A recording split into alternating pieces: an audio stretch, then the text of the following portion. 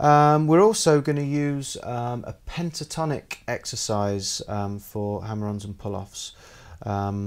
So there's a free level 1 lesson using the A minor pentatonic scale. So have a look at that if you're not familiar with it, and then you can come back to this afterwards. So we're going to go up the scale, we're going to ascend, and we're going to go from fret 5 and we're going to hammer on to fret 8. So, and then nice positive tap there using my little finger. Fret 5 to fret 7, using my 3rd finger again, nice positive tap. 5 to 7 using fingers 1 and 3 again. On the top 2 strings we've got 5 to 8. Okay.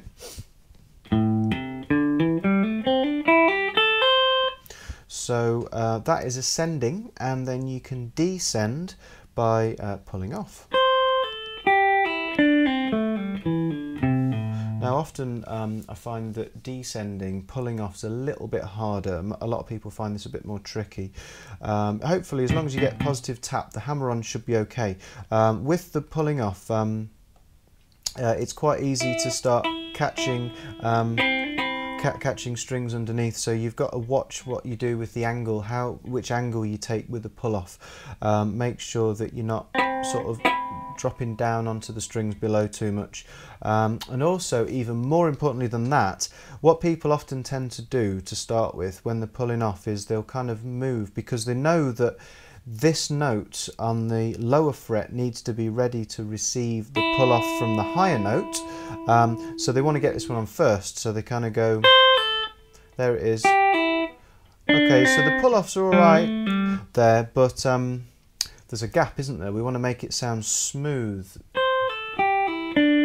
So the way that you do that is you have to lead with whichever finger is playing the higher frets that you're pulling off from. So in this case, in this scale, it's either finger 4 or finger 3.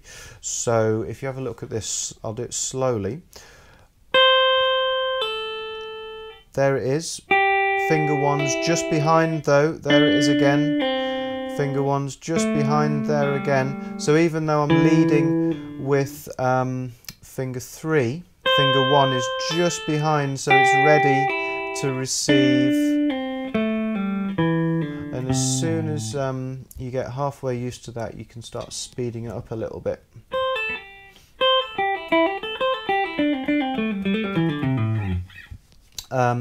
Now, if it's a little bit funny, because you might not have used your little finger that much, you can potentially use your 3rd finger instead.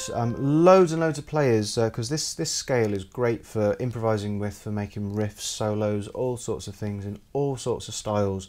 And so a lot of guitarists actually like to reach across a little bit using a slightly more diagonal position on the top 2 strings.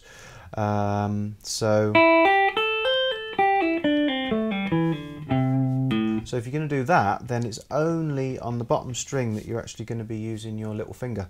And so it's quite diagonal, but you definitely don't want to be diagonal when you're on the bottom string. So I'm gradually moving round so that my fingers are a bit more vertical and parallel with the frets afterwards. So here we go, diagonal.